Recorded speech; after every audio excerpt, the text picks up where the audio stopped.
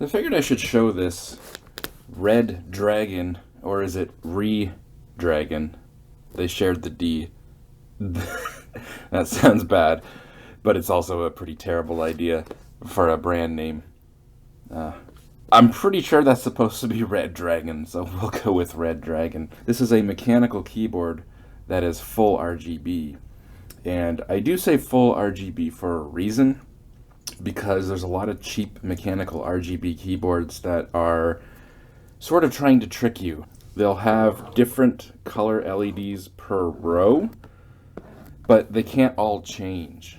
This is the cheapest mechanical full RGB keyboard that I've ever seen.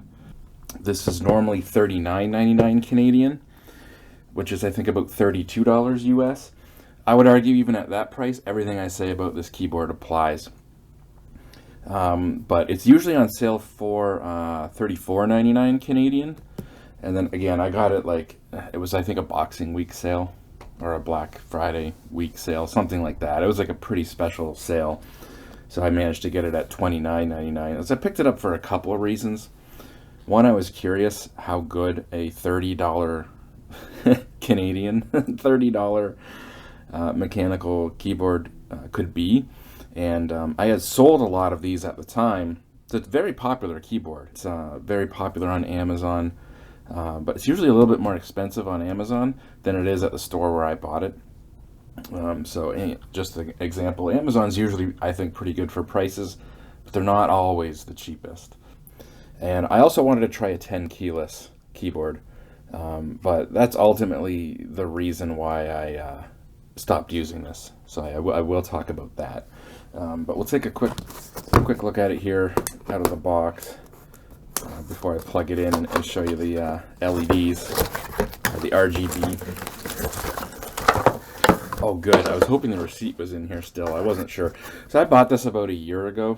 Actually, I should probably double check the receipt. 2 years ago. Time flies by, doesn't it? You always think it's been a certain amount of time, and it almost always, it's been longer than that. So that was April 28th, 2019. And, oh, so it wasn't $29.99, sorry. It was $31.99. I don't know if you're going to be able to see that. Yeah, $31.99. Again, Canadian. So, yeah, insanely cheap. I'm glad that was in there. I wasn't sure. Again, I bought this 2 years ago now. I wasn't sure if I still had the receipt in there for it or not. Again, I bought this to try it, see how I would like the 10 keyless, and honestly just see what a $30 mechanical keyboard was all about. Yeah, it feels really good. It's got some heft to it. It's plastic, but it's pretty thick. There's no twist to it. The feet feel really nice. It's got nice rubber on the bottom. Cable's not braided or anything, but they attempted to make it look like it's at least gold plated. I don't know if that actually is gold plating or not, but we'll give it the benefit of the doubt. It looks like a gold plated USB connector. Nice long cable, but really it's all about the feel, right? And honestly, it's not bad. Is it as good as Cherry MX switches? No. It's, if you're really picky, it's probably not quite as consistent. Maybe the actuation point isn't quite as consistent, or the actuation force from switch to switch. Are most people going to notice? Probably not.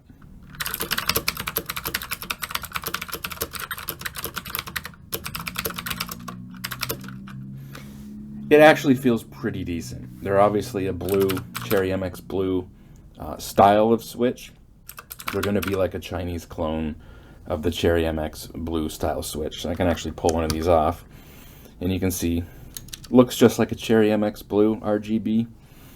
Looks pretty similar. In the box there was actually a key puller, but you typically don't need it. You can just pull them off by hand usually. There's not a lot of wobble in the keycaps. I've felt a lot of cheap mechanical keyboards where there's a lot more wobble in the keycaps. The printing is decent. yeah, it's typical 10 keyless layout. No extra frills. You don't have like separate volume wheels or volume buttons, but everything is on there with your alternate function.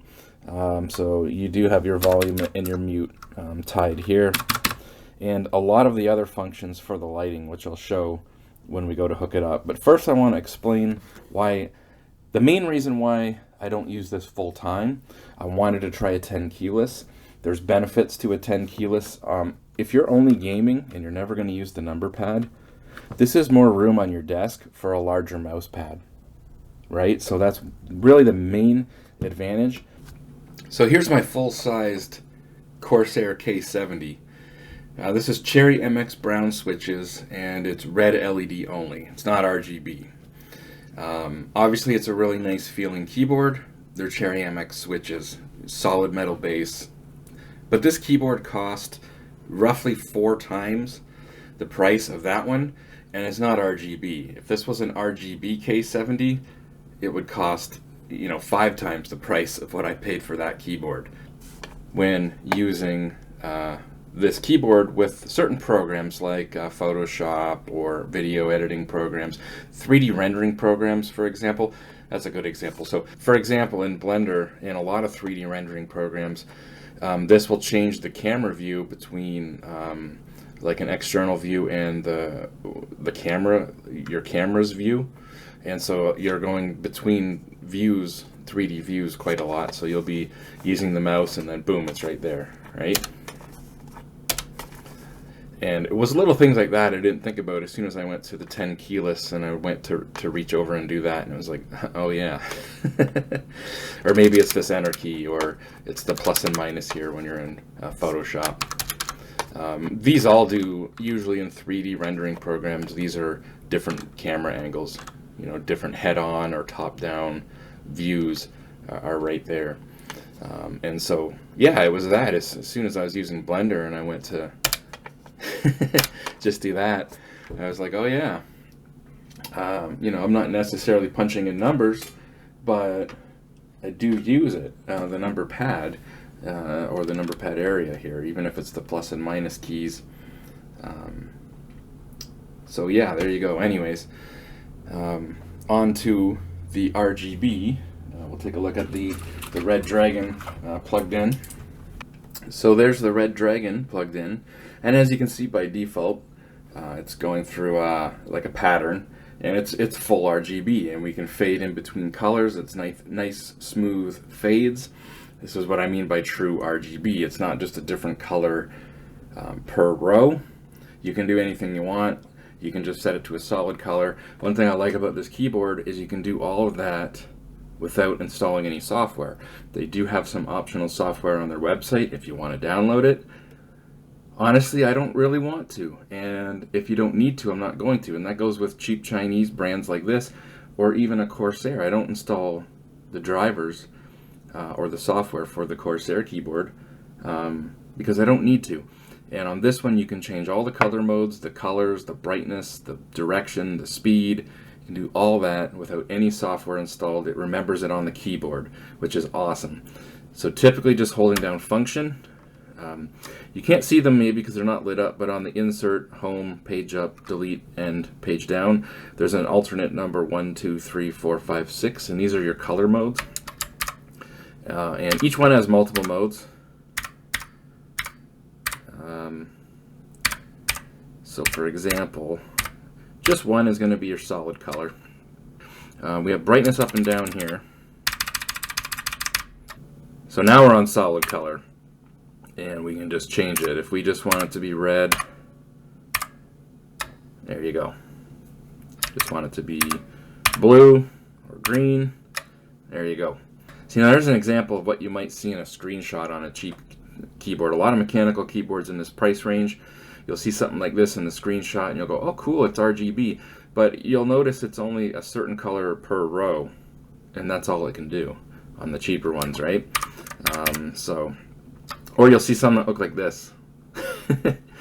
Oh cool, it's full RGB. Well, is it though, or did they just put blue and purple and green LEDs and spread them out to make it look like it is? You know, if you can't set it all to one solid color and then change the color, or have these kind of fluid transitions, and some of them will have directions. If they move in a certain direction, you can change that with the left and right. And again, brightness is up and down. So you can get to pretty much most of the kind of color modes, or change the colors that you would want without any software. And again, it just remembers that in the keyboard, so you turn off the computer, the next time you turn it on, it's going to go to the mode and the brightness that you had it on last time. And it does all that without any software needing to be installed. So yeah, it looks good lit up. Obviously, we have a LED under each key. We have an LED with each switch, and that's typical with a mechanical keyboard. Sometimes cheaper membrane RGB keyboards, they're not going to have an LED in each key. They might only have 30, LEDs kind of spread out underneath, which does a decent job of lighting up most of the keys, but typically not as bright as something where you have an LED under each key. And obviously you can't do per key. The light transitions will happen in chunks, not necessarily per key. But again, this is mechanical, full RGB keyboard for, like, let's call it $35 Canadian, $30 US on average. I don't think you can beat this keyboard for that price. There's not very many mechanical full RGB keyboards out there for this price. So yeah, now I'm going to do a typing test on it.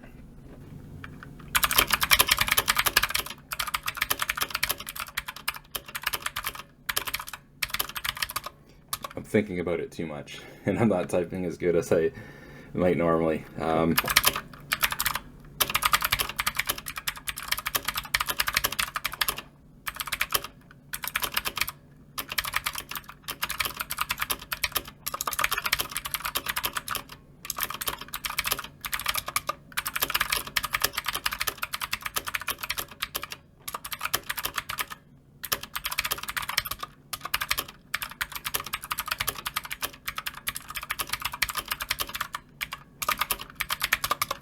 There we go.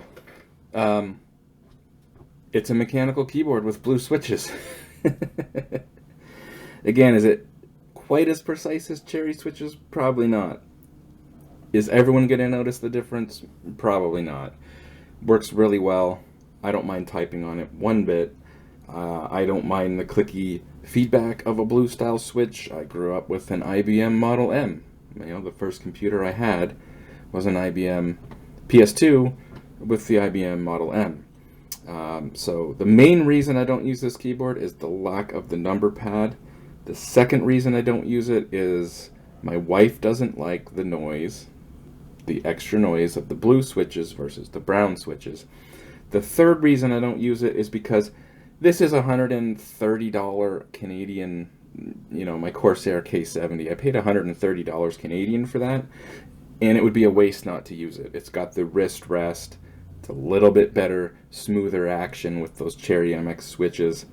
No, it's not RGB, and yes, it takes up a little bit more room on the desk, but I've always had a full-size keyboard. That's okay.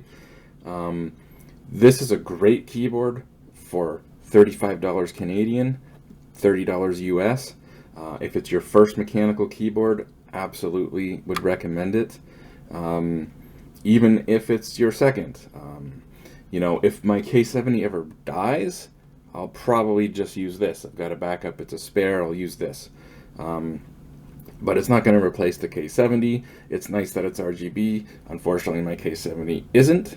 But again, if it was, those are usually about $180 Canadian for an RGB K70. So again, you could buy 6 of these for the price of that. It is actually a really good keyboard. It's solid. I can see why it's so popular on Amazon. Again, if you look this keyboard up on Amazon, there's thousands of reviews, and it's like 4.5 out of 5, if not 5 out of 5.